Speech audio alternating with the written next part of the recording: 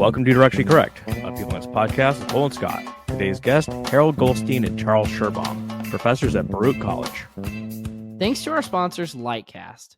The world is full of talent data, but more data can lead to more questions, uncertainty, and stagnation as organizations sift through it to figure out what's fact from what's fiction. Lightcast talent intelligence platform answers your most difficult workforce questions to drive meaningful business results. With more than 20 years of experience as MC in Burning Glass, Lightcast accelerates your work, bringing together hundreds of billions of vetted, constantly updated data points and incredible insights to drive strategic talent decisions. Your organization can tap into the deepest open repository of skills, supply, and demand data in the world to transform your hunches into a skills-based future for your organization. Lightcast's flexible solution, used by 67 of the Fortune 100, can integrate your own data, be guided by in-house talent experts, and give you the tools and confidence to explore it for yourself. To learn more, book a demo at lightcast.io. All opinions are our own and do not reflect those of any other organization. You know another thing I've been following. I'm like obsessed with it now. To be honest with you, I'm obsessed with the idea of it, but I refuse to research it closely enough to know the true facts of the situation because I have this story in my mind and I don't want this story to get overruled. So the professor lady from Harvard, right, who we've talked about on the podcast before, who was I think she's an economist, but she did like research on like telling lies and like lie detection and stuff. And then No, I don't recall this. I don't recall this. Okay, well, so I'll the rundown was, and again, I'm obsessed with it, but also have poorly researched it.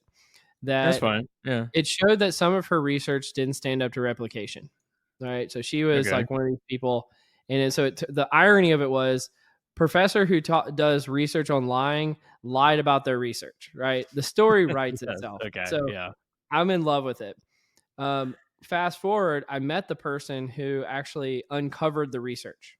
Right, they're actually a listener to our podcast. Been trying desperately to get them on the podcast. They won't come. They don't want to talk about it. I'm like, whatever. But new revelation, not only did the professor fabricate their research, they also plagiarized. So they plagiarized a bunch of their research after they fabricated it. So it's like, you can't write, you can't do experiments. You can't do anything. Well, like, in for a penny, in for a pound, right? Like, why stop at just fabricating data? I mean, like, let's just go the full Monty. So it's just so funny to me. It's like, what are you good at? Like everything you did was like basically a lie. It's kind of like he doth protest too much, right? Like there's something going on if you're talking about this that much, right? There's something that is really deep seated in you. I think it's the same reason that a lot of people go into, say, like counseling psych, right? They're trying to fix themselves or they're trying to fix someone next to them, right? There's a reason why you go into this field and study the certain topics you do. It's so true. I mean, I think a lot of people, I feel like it's almost a cliche now that IOs generally started out in like counseling or clinical and then realized it wasn't for them. Yeah. And then become IOs because you can get paid more to do it and you work with sane people, presumably. Like that, it's so common. It's a cliche. And I know I've fallen guilty of that. I think you have as well, sort of. So yeah. Absolutely. I would love to do like I don't even know if you could pull it off, like some like office archetype. Maybe for the next Cole and Scott, we'll try to find like the niche office archetypes that pop up in your life. I don't know, like the personality hire, the guy that really can't seem to do anything, but like he's a great dude, so you run him around, like, all right. When I think about those things, I love the idea, by the way.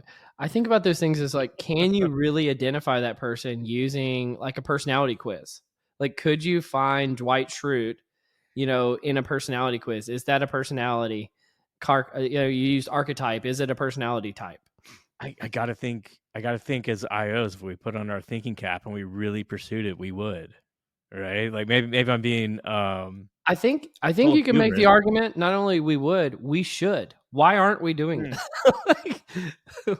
Why haven't we found the office personality validated construct measure to which office character are you, but it's not just one of these bullshit quizzes. Like, it's a real thing. Yeah, I've mentioned this before, but hell, if anyone out there wants to team up, I'm all game because I'm trying to figure it out. But essentially, trying to identify in sports, you call him a glue guy, right? He's not the Mhm. best. Well, look at basketball. He's not the best rebounder, not the best defender, not the best shooter, whatever. And ostensibly, they're serviceable, but they keep the team together. If that guy is off the court, the place goes to shambles, right? And how do you find that guy? Can you do it with network analytics? Is it a Mhm. personality type? Is it I don't know. Is it team? I don't know. It's not just a central hub in a network. It's not Well, that. It's something I else. I've had the same thought, and I bet you've actually probably done some research into this. But is a glue guy the same in different organizations or different teams?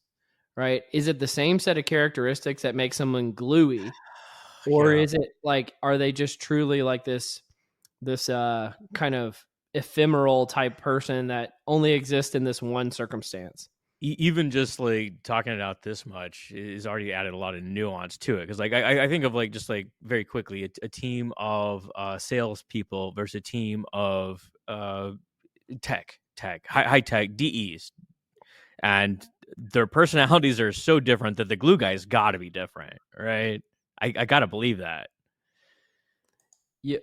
Well, I see Charles is here.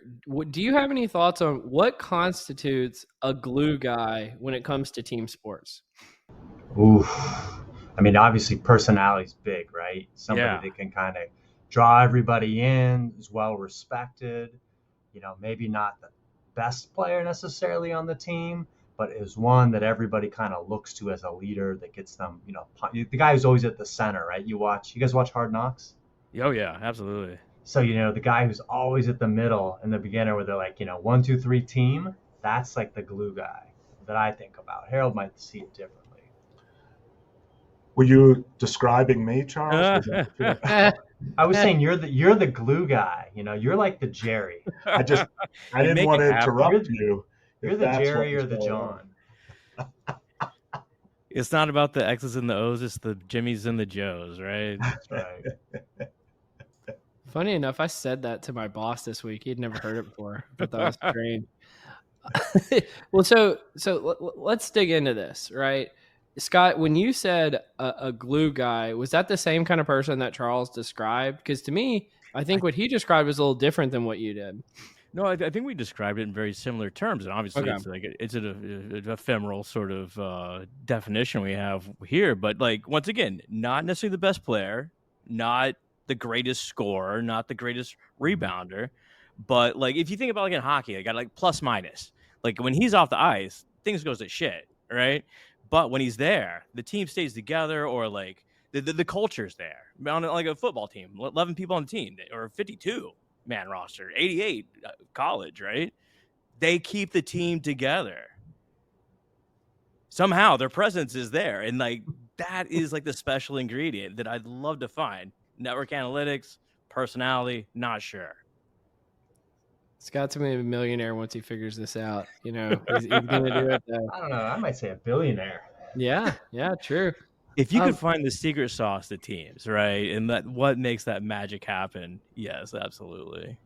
What similar to Scott having a curiosity around a glue guy, I've had a curiosity about the concept of, with NFL quarterbacks, and I feel like of anyone on earth, we've got the two people that we could actually get to answer this question, which is what makes the game slow down? So you always hear like, the more tenured quarterbacks, they get better and the game slows down for them.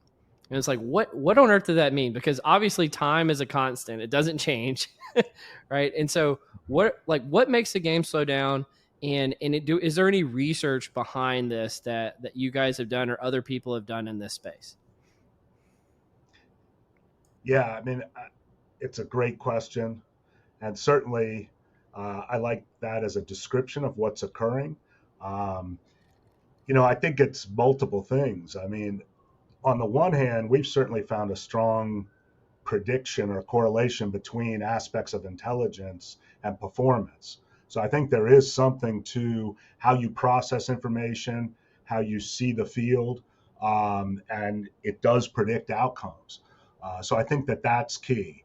I think there's certain aspects of performance, like that ability to see an ambiguity when things are a bit unclear, still being able to make good decisions and pick up on cues. That probably plays out in the way you're describing that. So most people call that what? The red zone. You're down in the red zone. How do you see things? Do you become confused? And certainly the defense is trying to confuse you. But I do think that there is this horsepower aspect of intelligence that plays out there.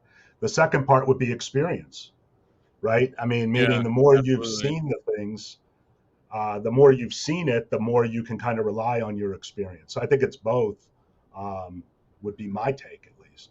There's probably a piece of, oh, I'm sorry, Charles, please. I was going to say, there's probably a piece of like personality from like stress tolerance, and that over time with that experience and your horsepower, it just, things don't seem to phase you anymore, right? You become more resilient to, I might get sacked. Yeah. But if I slow it down, I might make the pass as well.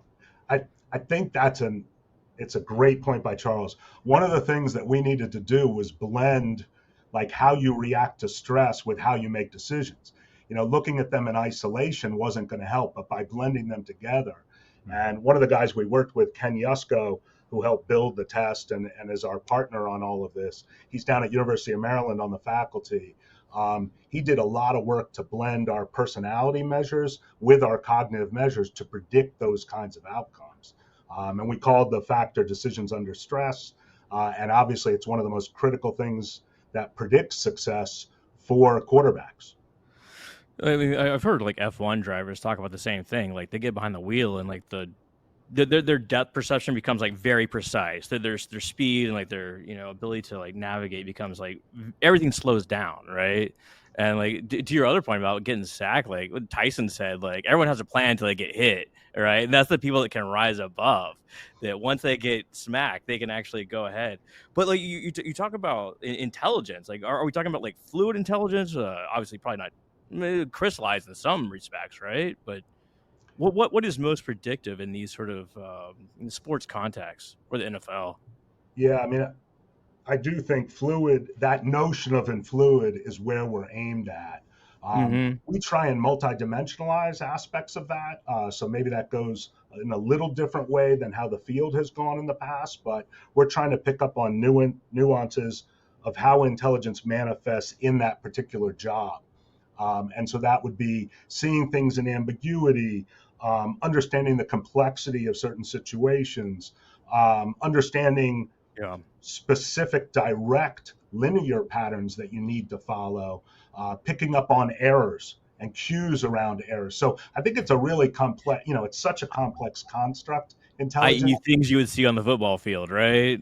Right, absolutely. And the kinds of inputs they're getting and how they piece them together.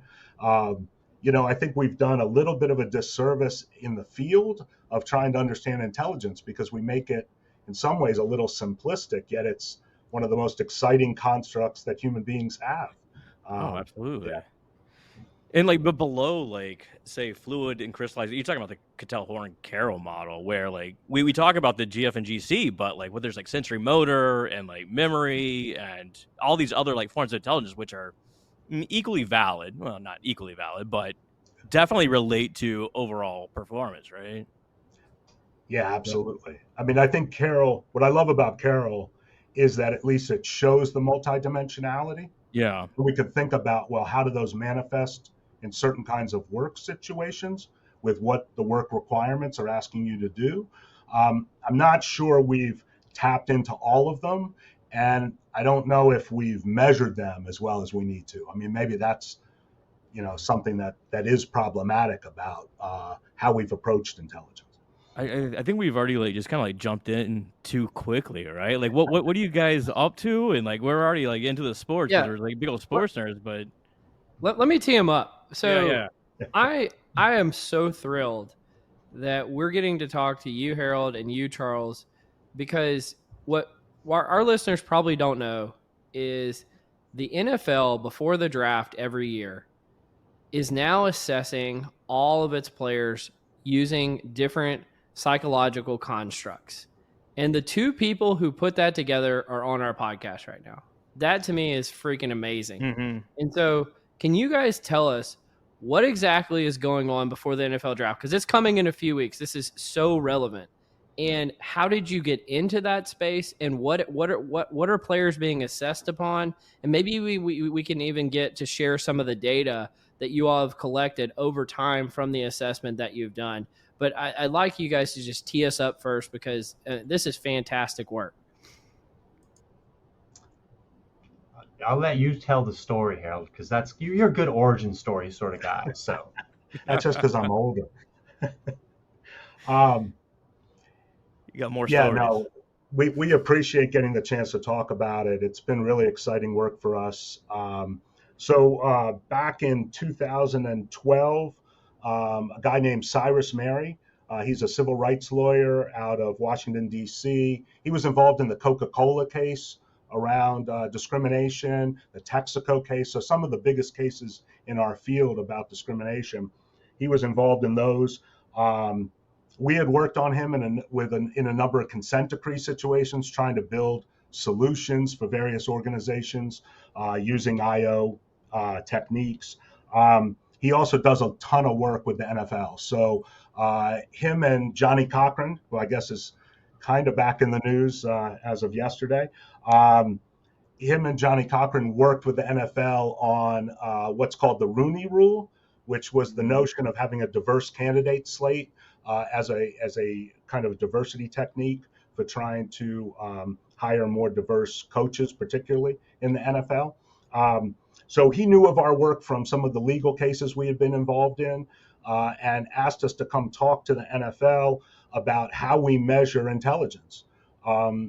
The NFL was interested they were in this mode of elevate the game around that area. So they wanted to get more in-depth psychological assessment as another key area to measure about players that they figured would predict success. So he was the one who brought us in to present to the NFL, and the NFL kind of embraced the idea of expanding the assessment into intelligence and eventually into other important characteristics.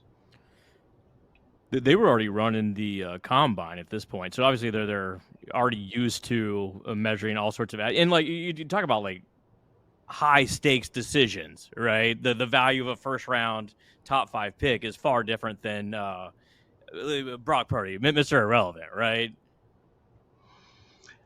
Absolutely, definitely high stakes decisions. Absolutely. So they were kind of focused on getting more data. I mean, it's in this time of analytics, as you all know.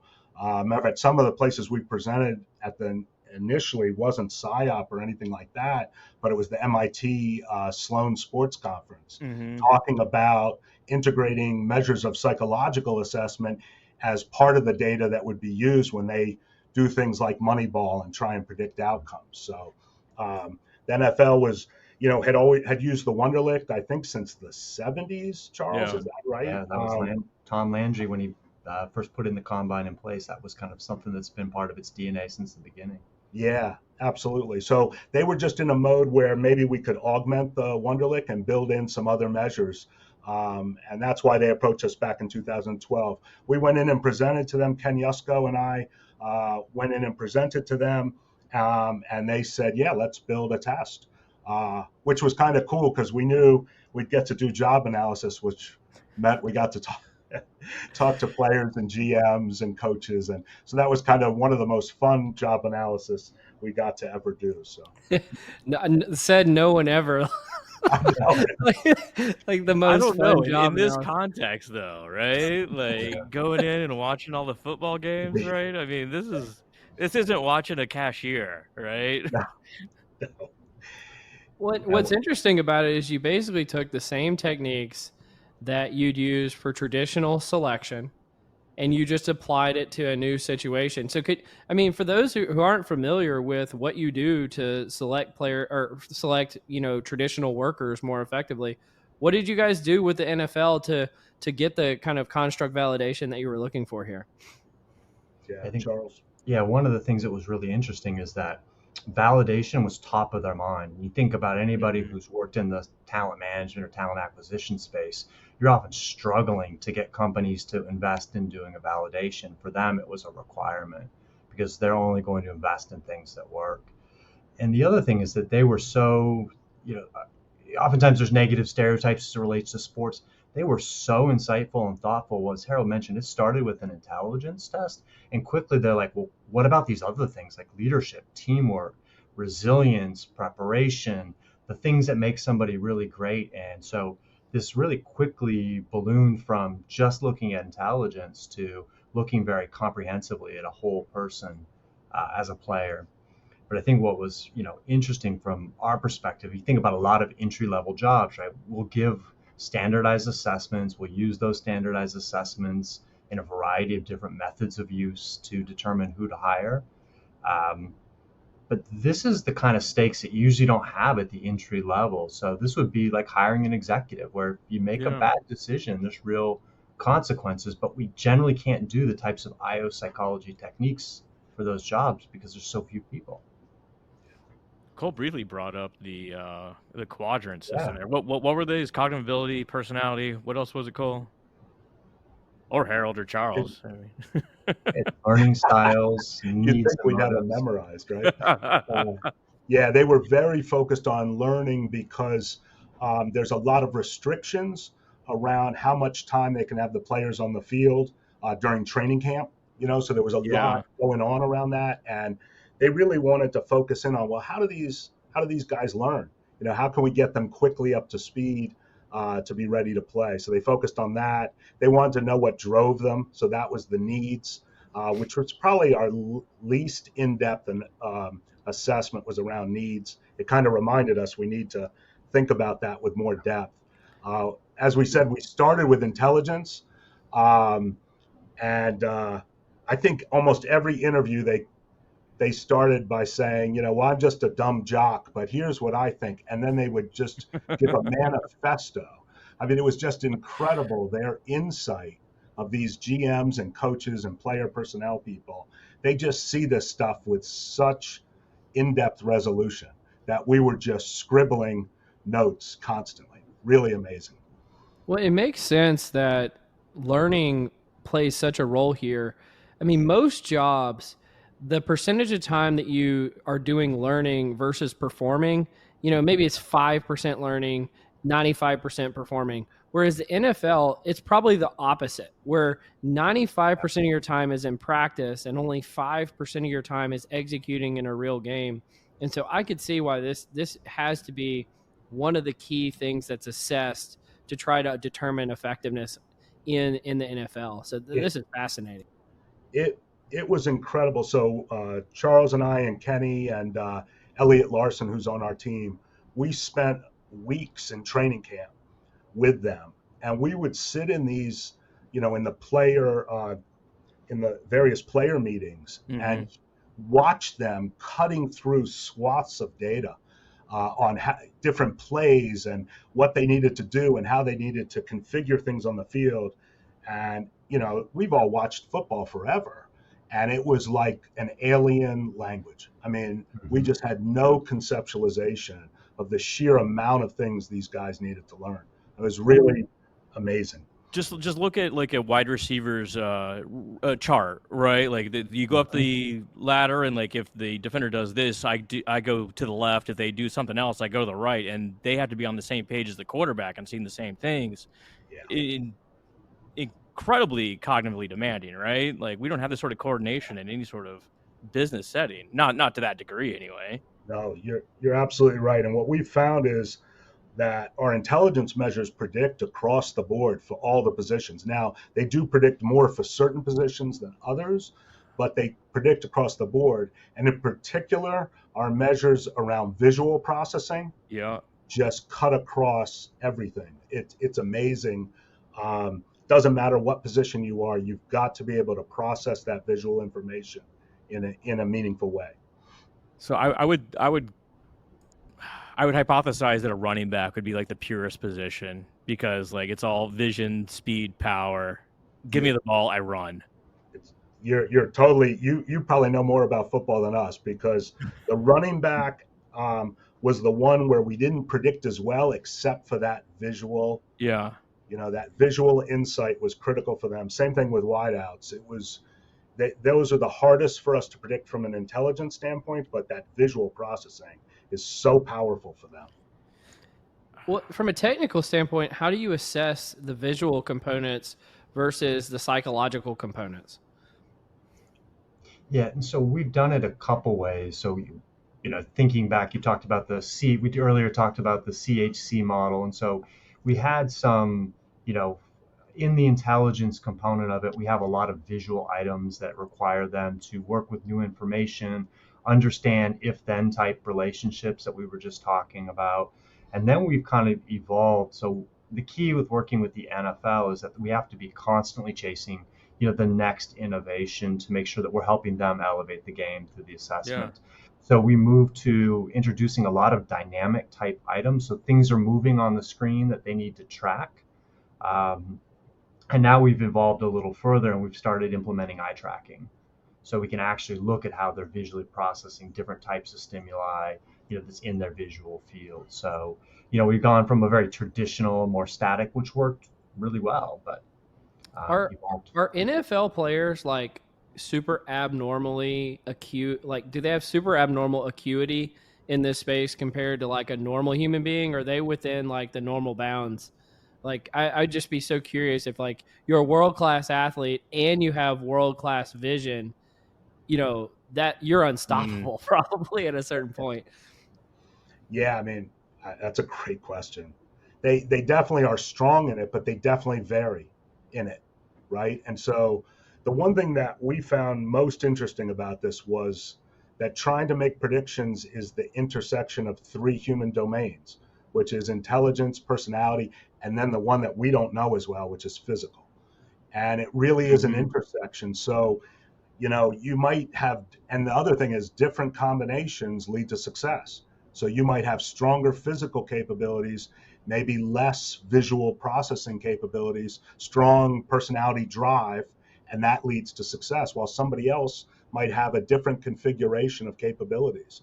And that made this challenging to try and really understand, but it also reflects reality. Probably reflects reality when trying to predict other jobs too, and we just haven't really approached it that way. I think I stepped on you earlier, Harold. Like, what position is the most easily predicted from these cognitive measures? I have an idea. So Besides quarterback. What do you think it is? Besides quarterback, I'm going to guess it's the center, because like they are commanding the line and the blocking schemes. See, I was going to say the kicker. See ball, kick ball. The kickers, we don't make any statements around the kickers. No. We do test them, but so far we haven't really looked at their data. Ironically, the one that has the most psychological minutia going on, right? Yeah, but so again, you would have been very helpful on our team. The O-line in general has very strong prediction off of our assessment. Battery, quarterbacks, tight ends, those three positions are particularly strong. But other areas on the defense, we have pretty good prediction. So D-line is one that the intelligence factor predicts pretty well on. So, which I think people would not have thought would be the case.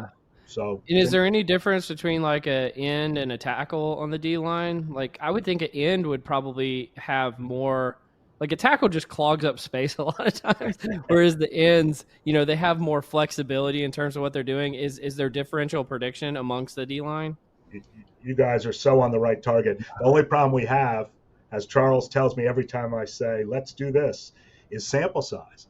So we have 5,000 players tested at this point for the NFL, and the problem is when you break it down by sub position, the samples drop a lot. So we're starting to see some patterns in there, but none that we feel as confident about. And we try to be conservative. Matter of fact, we measured mental toughness starting out in 2013, but we never gave the scores till 2016, I think, because we just weren't happy with the validity of prediction.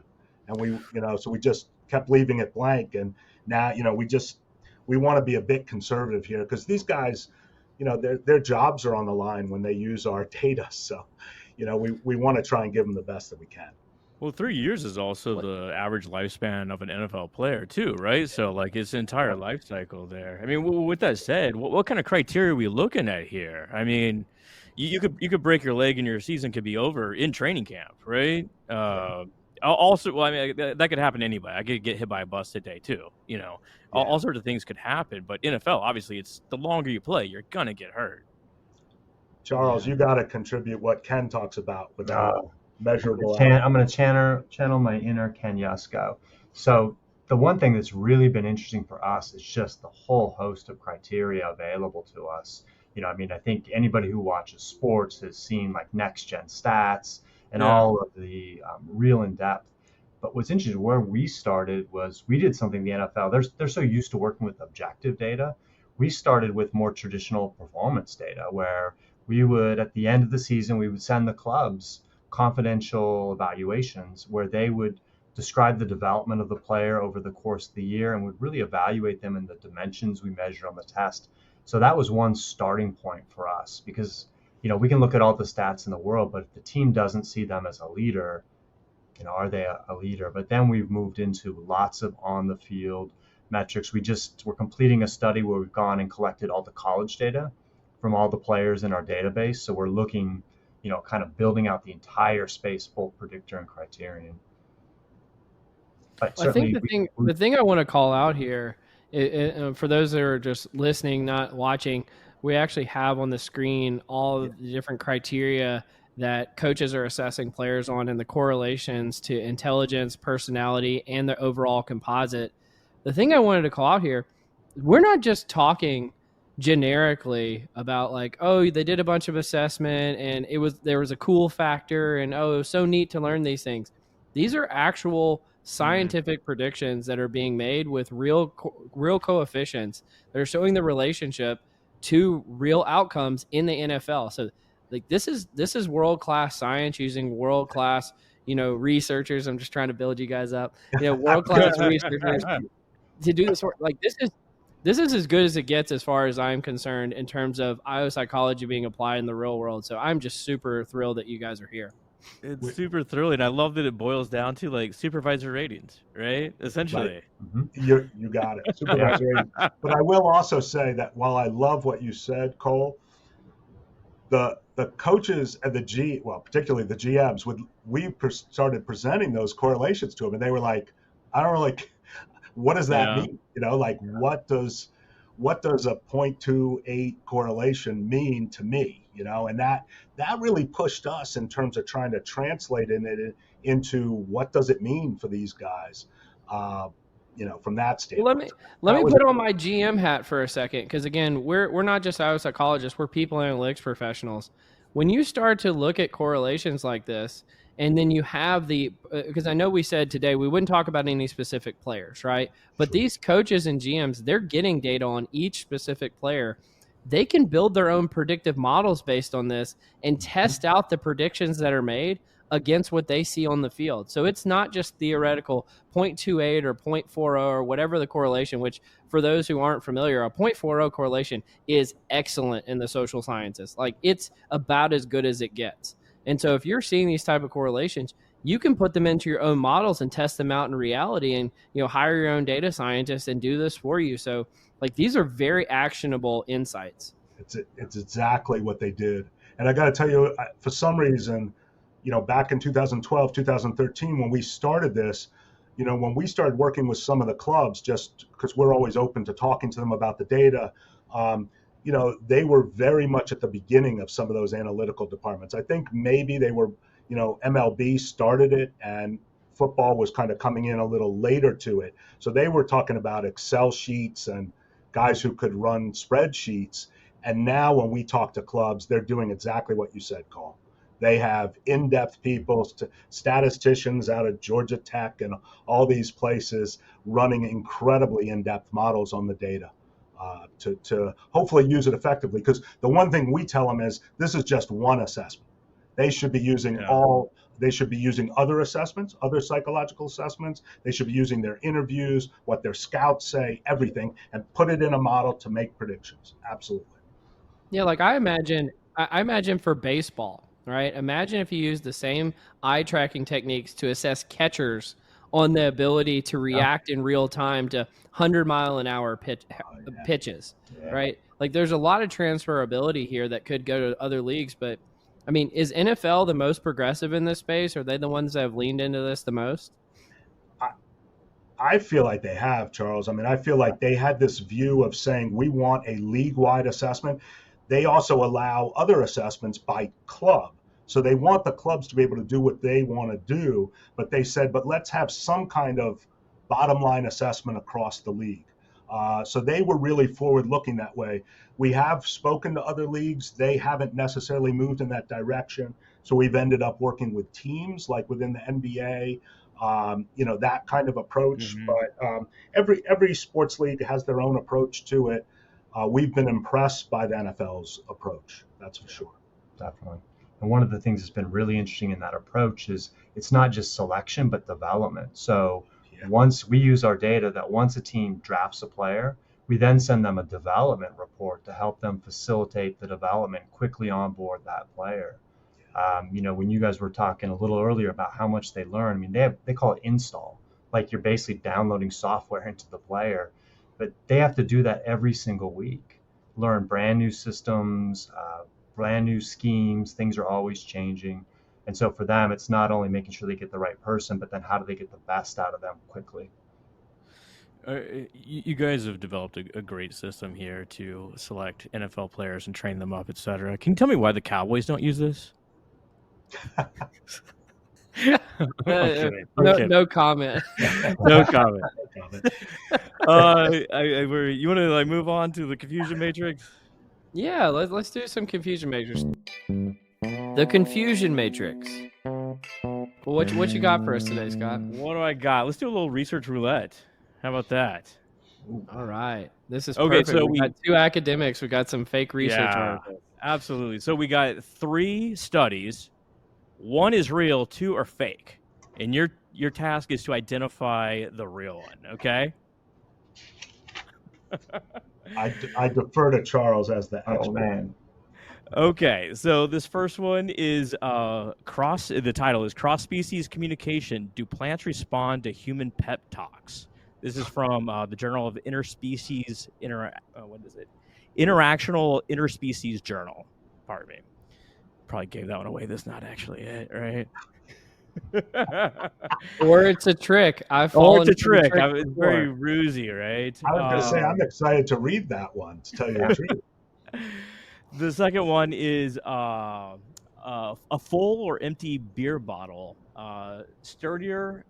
Pardon me. Are full or empty beer bottle sturdier, and does it fracture threshold suffice to break the human skull? This is from 2009 from the University of Bern. No journal title. So does a sturdy or a full or empty beer bottle fracture easily on a human skull? And finally, the title is The Societal Impact of Misplaced Grocery Carts from the Social Dynamics and Public Spaces Quarterly. So once again, you have do plants respond to human pep talks?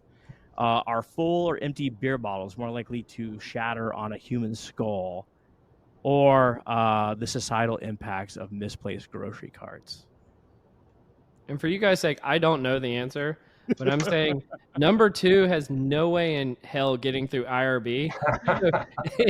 Unless they did the study in like 1920 or something, that can't be it. Or after games for the Premier League, they could be doing the studies there. A nice field study. What do you guys think? What's the real one? Charles is maybe the cart. I'm thinking the carts. There's not that's like the lowest common denominator in human civilization, right? Like it's purely altruistic sort of behavior, right? There's no reward for you. It's only reward for society. So it's, I don't know. I'm just saying maybe you can include it in the NFL measures. Do you return the card or not? Right? I say the actual answer. It's got to be the cart. Just because I know you, Scott, I'm starting to learn, like, the ones are the ones that were curious to you, that those are the right answers. And so I'm like, it's got to be number 3. So Scott, I'm gonna, only because you said that, I'm gonna tell you, at the very first combine, I was sitting outside the testing room, and I started to watch how the players came out, whether they let the door slam while other players are still taking the test. So I started coding that data as they came out as a predictor to see if it predicted anything about the players. It didn't. But I'm just saying, we were looking to see if players that were more considerate of the other players, in not letting the door slam, would have predicted better than our test did. So. See, maybe this is the glue guy, right? Like, so the guy that doesn't walk down the middle of the alley while you're trying to drive down, you get your car out of the grocery store, or like the person that just takes too much time at the counter with the register lady, right? It's like, come on, man, you're inconveniencing everybody. That's great. Just take all these players to the airport. I've said this many times. Like, it puts enough cognitive strain on people that their true colors come out, right? At least you can tell if they're cool or not, right? Absolutely. Yeah. Well, so what's the right answer, Scott? The actual right answer is, our full or empty beer bottle sturdier, and does it fracture threshold suffice to break the human skull? Yeah. I don't have the ability to send this over right now, but Journal of Forensic and Legal Medicine, 2009, Stephen Bollinger. Let's see. The first line is, beer bottles are often used in physical disputes. Bold claim right there. But if the beer bottle breaks, that may give rise to sharp trauma. However, if the bottles remain intact, that may cause blunt injuries. In order to investigate these, blah, blah, blah, blah, blah. But there you go. That's they must use dummies or something. That can't have been like let's see, breaking things on people's heads. Here, let me like quickly scan the abstract. Full bottles broke at 30 I guess joules impact energy. Empty bottles broke at 40 joules. These breaking energies surpass the minimum fracture threshold of the human neocranium.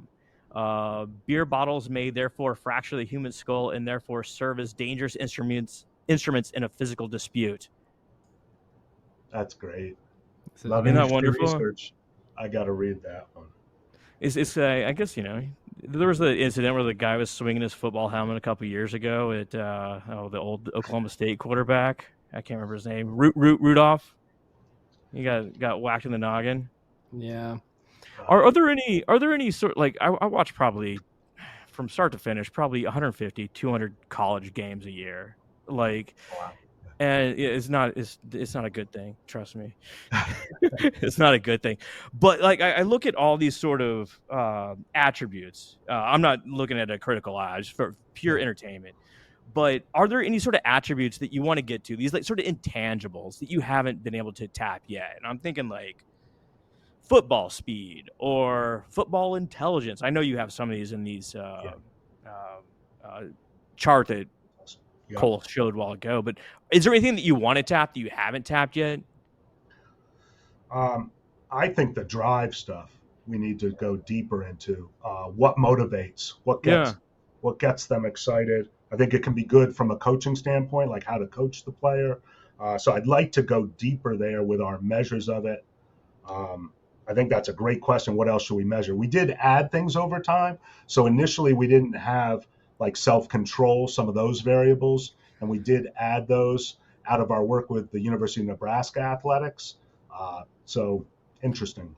Well, yeah, you brought up like earlier, like Mr. Irrelevant, right? The last pick of the draft. Yeah. Is there any kind of measure for like having a chip on your shoulder, like from a personality standpoint, of like somebody who's got an axe to grind, who really feels like they need to prove themselves? Like the Rudy measure. Yeah. Well, Harold will love that as a Michigan graduate, and Brady. He was close to last. Yeah. That's a great. Well, there you go. There's something we need to measure. That chip on the shoulder. Again, it doesn't have to be there, but it could be a good driver for somebody. So that's a great. or it could cut both ways. Maybe it's destructive, or maybe there's like a Goldilocks zone or something with that. I don't know. These would be fascinating questions to answer. Brady's another good example of just like adaptability. I mean, the guy changed his style throughout his career. Granted, much longer than any other player. I don't think any other player played as long as him, 23 years, something like that. But at the beginning, he relied on his physical abilities, and towards the end, it was all technique, timing. Dude could barely run at the end. Yeah. I don't think he was known for running at the beginning either. No. Yeah. So there you go. But you're right. He did keep adapting. And when you're in the league that long, you've got to adapt because the teams are changing how they approach things, and the rules are changing, right? So when you draft these, I mean, they're in their young 20s, right? So these are still individuals who are growing and adapting to their life and what football has meant to them. For a lot of them, football has been the center of their life for so long. And so as they start, going to different domains of their life, how does that change and keep them focused on the game? It's really interesting from a human development perspective. Yeah. Like, how do you handle all the money, right? Like, just all the fame just thrust upon you. Yeah, that's another criterion variable that we need to be predicting is like, who's going to blow all their money, the students or something. Well, Charles said to me the other day, we got to take a closer look at how NIL, speaking of college, right? How NIL is changing things for who's going to be successful, right? Well, some of the guys are more lucrative in college than in the NFL, which is kind of crazy. I'm curious, though, like, obviously Scott and I are sports fans. Were you guys sports fans before you got into this, and did this change your fanhood at all? It's very different watching at least football. Like, so you might watch over 100 college games. We usually have like our Sunday ticket up with 4 games on at a time, because for us, every week's the validation. For football, unlike some of the other work organizations, there's multiple discrete events, right? Like each game is important. And so if a player doesn't do what we might have predicted they would do and he got drafted, somebody's looking saying like, "Why those guys are wrong?" So you're one of the few people that get to play real fantasy football, right? Like your predictions come true on the TV. Yeah, it's definitely stressful from that standpoint. And it definitely kind of negatively impacts our fan experience because everything's about us. I mean, for me, Charles, everything's about being right now. And I was a diehard fan, but now it's more, I've got, Charles is right. We've got the ticket up and I've got my computers on my lap and I'm looking at how did somebody score 6 years ago on our test, so it kind of is, there's a negative aspect. Not that I'm trying to complain because we do really enjoy it, but yeah. You seem like a guy at the racetrack who's tearing up his cards after the horse loses. Like, oh God, I mortgaged the house. It also stops us from playing fantasy, or at least I keep telling the entire team, including all our graduate students, that they're not allowed to play. I think they just ignore me. But I'm like, I don't want us to be the ones who lose playing that because they're going to say you have insight into who's supposed to succeed and you all can't win a fantasy game. So I've at least banned myself from playing fantasy. I don't know if Charles is abiding by me. I am abiding. You don't want to be on the losing side when you're supposed to be an insider. That's right. The dude abides. The dude abides. Yeah. I quit playing fantasy. The one thing I will say is anytime we're talking to the clubs, they're all looking at their fantasy stuff. So that makes me realize that nobody really needs to listen to me on this. Well, you talk about the plethora of data sources too. So you got like fantasy stats and like what is it PFF where they rate every player on every play and just there's just massive amounts of information is published everywhere on these people. Unbelievable amount of data, which opens up that criteria domain. Yeah. The fanatics around this produce so much data. I mean, it's our biggest data set and growing. Looking at how things relate to PFF, to approximate value, which is another big measure. The cool thing is we're able to look at how do our top people, how we assess them, do on those kinds of metrics compared to people who we said wouldn't be as strong. So it's great data. I mean, really great data. I suppose you can't give us an early draft preview, right? Like Caleb Williams, thumbs up, thumbs down. Oh, dude, don't put him in that position. Oh, no, it got real quiet. Yeah, I got it. You got to move on. As Harold pulls out his laptop to see how he does in the draft. This is hilarious. We sit on, during the draft, we sit on a similar Zoom, our team, the 4 of us, Yeah. sitting there with the data open, watching each team, seeing which teams are following what we said, which ones are ignoring us. So it's a lot of fun from that standpoint. I'll give it N of one. Like I saw Caleb Williams play at OU in a couple of years at USC. I'm not convinced. A lot of hero ball going on there. Not All convinced that's right. going to translate. Yeah. But I'd love to see the stats in a few years, guys. I would love to see the For sure. We'll do a predictions. post-mortem podcast after he flames out. All right. Well, are you guys ready to do some nerdery? Let's do it. The nerdery. All right. Where do you start? Let's why don't we start, since we've talked about college football a few times. Do you want to talk about the impact of college football one, Scott? Impact of college football. So this is a revisited study from a Oregon study that essentially showed that students' academic performance was negatively affected by team wins, but this was related to Clemson University, and they covered football performance from 1982 to 2002. And it looked like I read this a couple of days ago. It looked like a regression, but they partialed out some control variables, etc. But the findings essentially show that football record does negatively impact student grades. The effect was more pronounced for female students than male students, which is contrary to the Oregon study. In the carryover effects of poor grades, there is a carryover effect of poor grades into the spring semester.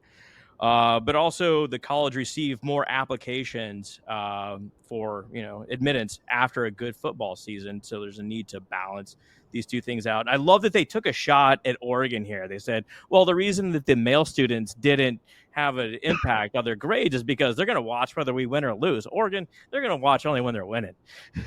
Oh, that's salty. Like, and just to be clear, this is if the team does better, people perform less well at school. Correct. That's what the negative correlation is. And I think it makes face valid sense that when the team is winning, maybe people are partying a little bit more than studying a little bit less than maybe they should. Now, I was curious about the female versus male findings. I would have expected the opposite, but that was really interesting to find. Yeah, I mean, like I said, they say that the males are going to watch no matter what in the South because it just means more, right? It just means more in the South. Clemson, that's not an SEC school, but yeah, 80s, sure. Well, they're ACC. I mean, like 82 to 2002, they weren't that great either. No, they weren't. That was like right when their kind of dynasty started. Was at the end starting of to ramp study. up. Yeah, I would love to see him do this at Alabama or Ohio State or schools that have just been dominant for so long. Well, there would be no variance. Yeah, because the number of wins would be range restricted.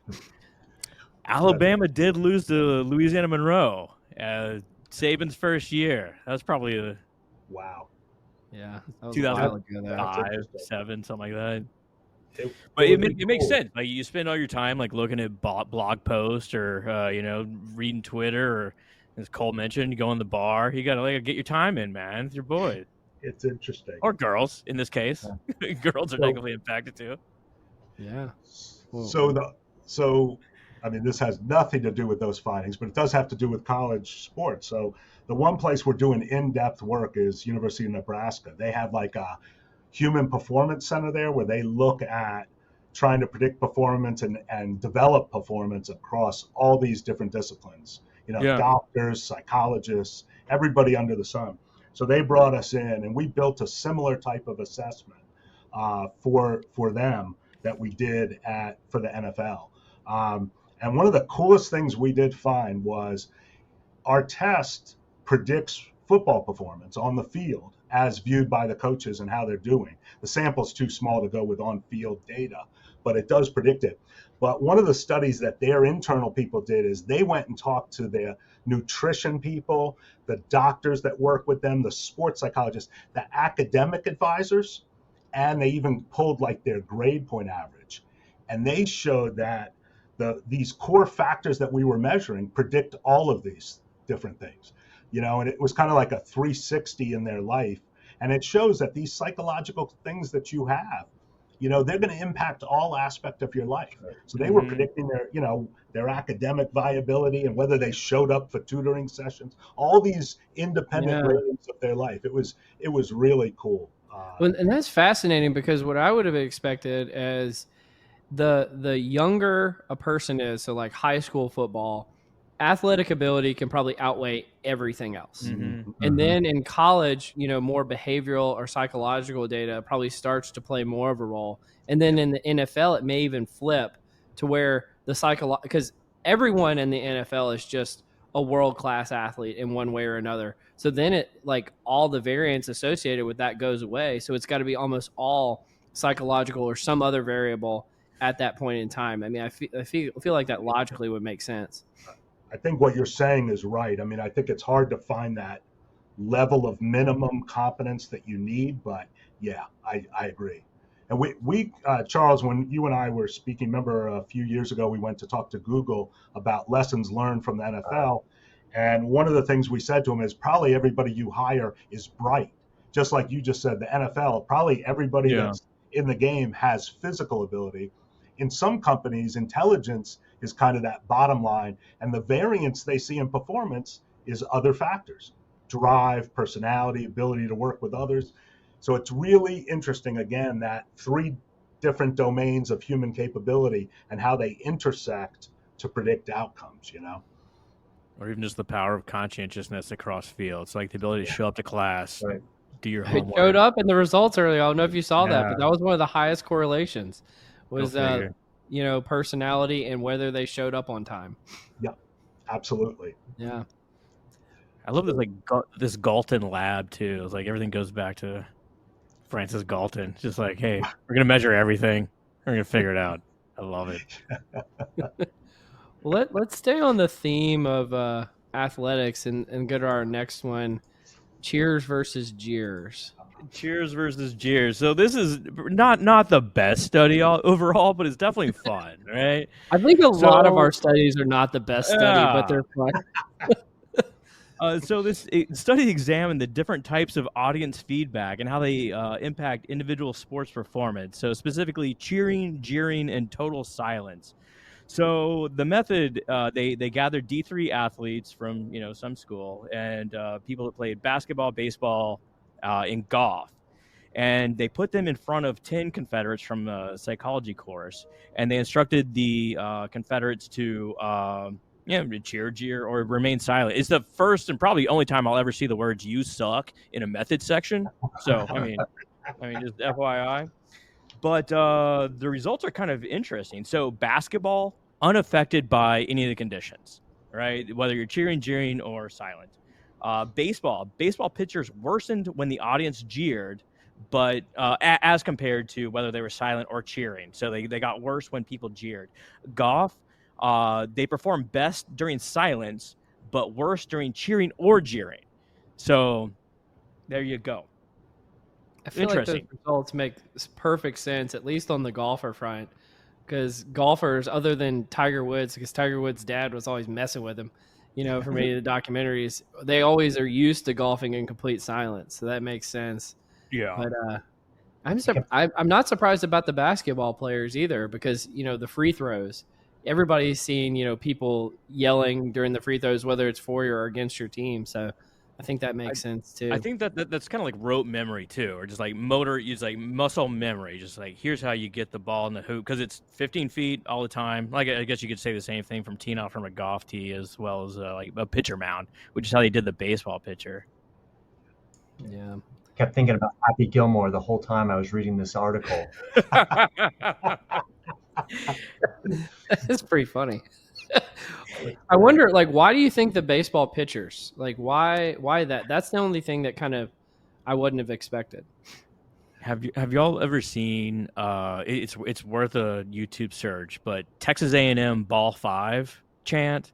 So it's insidious. It's insidious. I wish we had the ability to pull it up right now.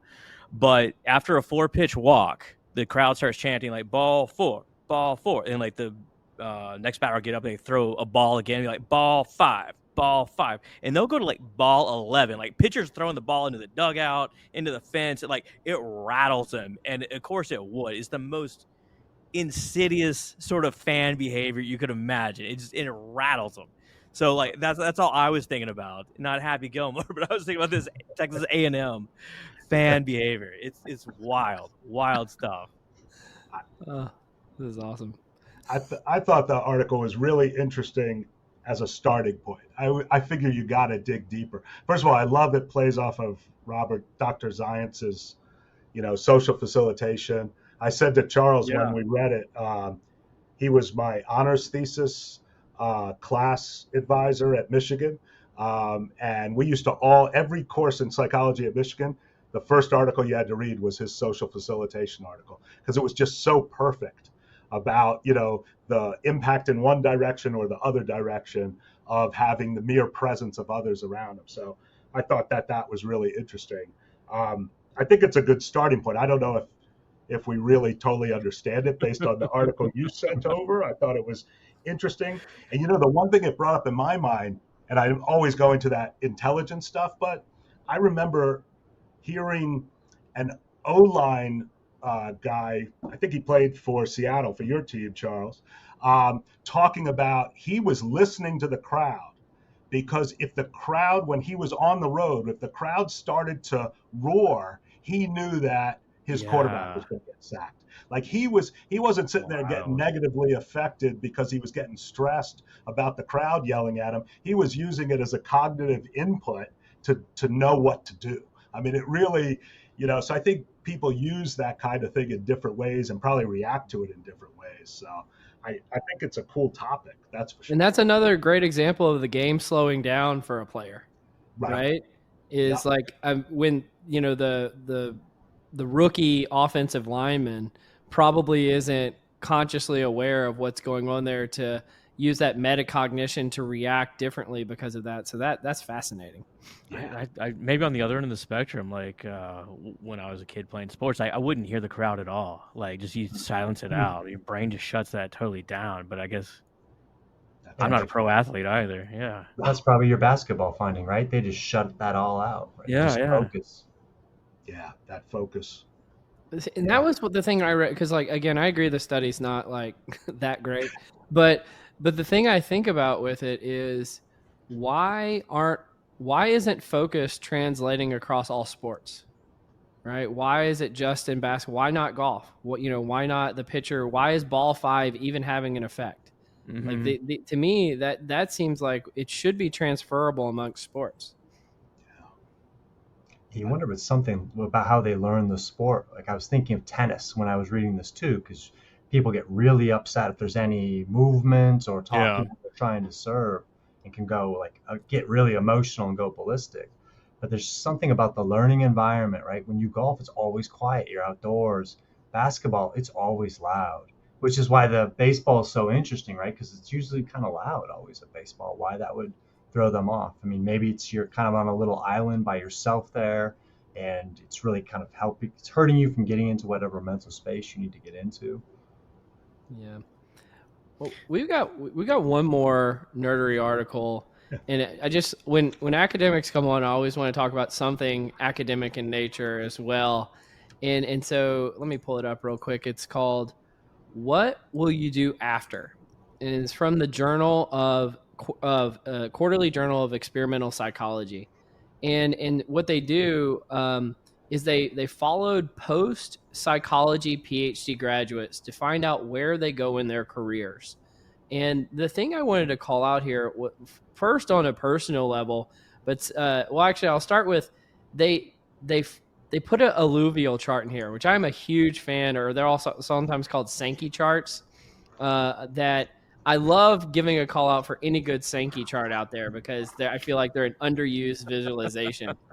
But second of all, what they find is how many folks that go pursue psychology PhDs end up in non-academic positions. And so on a personal level, I get asked all the time by people who are thinking of going and getting a PhD because I guess they presume the only career option after that is to go into academia. And you look at this, and I don't have the exact numbers on here, but on the alluvial chart, I mean, it looks like probably only 1 out of 5 people getting their psychology PhD actually goes into academia. Many go into non-academic roles, and the biggest of which is this category they called academic adjacent, which is things like research, outreach, industry research, policy work, that type of thing. And then there's other folks that is probably the second biggest category, but still considerably smaller, which are in the skill transfer area, doing things like data science and project management and that type of thing. But for Harold and Charles, for you guys, I mean, you've got your own graduate students. Does this track with your experience of the folks that are coming through your PhD program? Yeah, we really enjoyed reading it just for that reason. I'm like, this is IO psychology when I was looking at it. And it's interesting as you think about the data science track, that's something that's radically grown, for people in our field. So at some point, maybe things will flip where that's going to be one of the larger parts of that graph. But, we always love that, it's opportunity. There's things that we would have never thought an IO would have done, and somebody gets an opportunity to do it. Yeah, I agree with Charles. The idiosyncratic nature of careers and where you end up is one aspect of it. The other aspect is that, we talk about it as research, but it's really, think about the things we do. We're learning how to predict outcomes. I mean, that's a really broad space. You could go work at Microsoft and try and help predict outcomes. You could go work in so many different functions, not within HR. You could go work within marketing, within other areas. And so, teams and how people interact and get along. I mean, that's got such broad applicability, way outside of even HR within companies, right? And so there's that aspect of it as well. We told like PhD students, like, you can go out and do whatever you want, but like part of that is just knowing what's out there in the first place, right? And that's what I like about this. It provides a good description of the various subfields that you can go into, and so you can at least read about it, like get a good sense of what they are. And whenever I talk to kids in grad school, I tell them to be very critical about your own skills and what you want out of life and what you enjoy doing, really, because once you're in it, you are in it, right? So if you don't enjoy teaching, there's other tracks for you. If you do enjoy teaching, by all means, go for it. But there's other things that you can do. And like Tears for Fears, they said, like, everybody wants to rule the world. Maybe not everyone can be like the CEO of a company, because that takes like a different sort of skill set, even though everyone's kind of like pushed to be, grow up the ladder, this sort of thing. But I love that it provides a snapshot in a qualitative fashion of the descriptions of the various things that you can do, because, like, to your point, our skills are fungible to a lot of different areas. There's a lot of ways we can utilize them. And it tells you also to be don't read just within our field. Don't stay up on things just within our field. Read across, all these different things. Stay open to other things, because you just never know where you'll see that connection,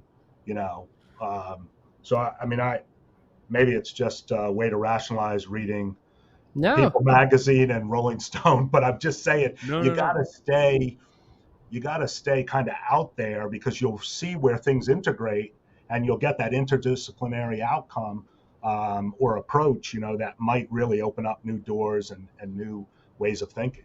Some of the oldest IO research is consumer research, right? Applying to the consumer. We've kind of gotten away from that, or like limited ourselves in some respects, right? Yeah. If you replace the word research with the word science, you're just doing science, and science cuts across all disciplines, right? So it's really important to stay aware across all of those things. Once you've got that toolkit, you can answer just about any type of question. Your creativity. It's the only thing that would limit you. Yeah, absolutely. I mean, we're right. I think we use terms that make it sound so narrow, but we're trying to understand human behavior. We're trying to understand outcome. We're trying to make connections of what will predict what will occur. If I said those things out loud, nobody would even know that IO Psych is what I'm talking about. I mean, they're very broad things. So it gives us a lot of opportunities, which is cool, because there's a lot of fun things to do out there. You guys going to PsyOp? Getting pumped for PsyOp? Yeah. What about you all? Oh yeah. You got the live show during PsyOp, right? Excited for that. Come on down. Yeah, we can't stop talking about it. It's like all we talk about nowadays. I feel like it's just shameless self-promotion at this point, but who cares? Well, I mean, what kind of music are you guys into? Like, I heard from a little birdie that you might be Deadheads. Certainly, yep. We've spent our time around the Grateful Dead music. Charles and I like outlaw country a little bit also. All right. So yeah, we've always enjoyed music. One thing that just happened to happen was our team all liked music, other than Kenny, although he's always willing to come along, so it's great. So we've definitely connected over that, and whenever we're on the road for work, we try and make it intersect with being able to catch some music. So. And being in New York City is great for that, since everybody comes through here, and so we try to find who's going to be the next up and coming thing at some small venue in New York. Yeah, that's true. How many ice cream? How many Dead shows y'all seen? You're gonna. I saw the Dead only once in '94. Okay. And then I've seen Dead and Company, but Harold's answer is going to blow your mind. Well, I don't know about blow your mind, but no, closer to 100. Yeah. And a lot of them were with a buddy of mine I met in grad school back at Maryland, Eric Braverman. We bonded over the Dead and found ways to see them without missing too many classes, so that was a positive. I would say it's like a power law distribution with Deadheads, but I mean, like even 100 doesn't sound that high from some of the totals I've heard. Yeah, it really isn't. But it was a good cross section. Yeah, those Deadheads just got to keep on trucking, right? They seem to be everywhere. I bet you it'd be a good thing to figure out with PSYOP. I bet you there's a lot of Deadheads there. I bet you there are. Let's start a group. If there aren't enough already. Well, guys, this has been a fascinating conversation. I've been so thrilled to have you involved here and acknowledge our friend of the podcast, Alan Kamen, for making the introduction. So thanks, Alan. But Scott, any final words for our guests before we let him go? I'm just an armchair quarterback, and it seems like it's easy as picking out a shirt for a toddler, from your armchair. But it's great to see you guys like actually doing this, and it's super fascinating. We could talk for another hour. Love to have you guys on again. Absolutely, we really enjoyed this. This was great. Thank you. Thanks to Alan for connecting us, and this was just a great conversation. We really appreciate it. Yeah, thanks for doing your work with the podcast. This is really a great resource for our field. I love, this is what I listen to when I run in the morning. So, we really appreciate the good work you guys are doing. Oh, you poor thing. I'm so sorry. No, you get me thinking, and it's great. See, I listen to the Dead and he listens to the podcast. That's the way it works. So. Yeah. All right. Well, you've been listening to Directionally Correct, a People Analytics podcast with Cole and Scott, and today's guests, Harold Goldstein and Charles Scherbaum. Thanks, guys. Thank you. I'd like to say a big thank you to our first few patrons of the podcast, Max Blumberg, Nicole Lettich, and Reed Bramble. Thanks so much for your contributions to making the podcast possible. If you'd like to learn more about how to be a patron, keep listening now. Directionally Correct is dedicated to you, our listeners, to help educate and entertain you on how to effectively do people analytics. By supporting this podcast, you are helping us continue to provide valuable insights and knowledge to our listeners. Please consider becoming a patron of the podcast. You can find the link to sign up in the show notes or at patron.podbean.com/directionallycorrect. Thanks for your support.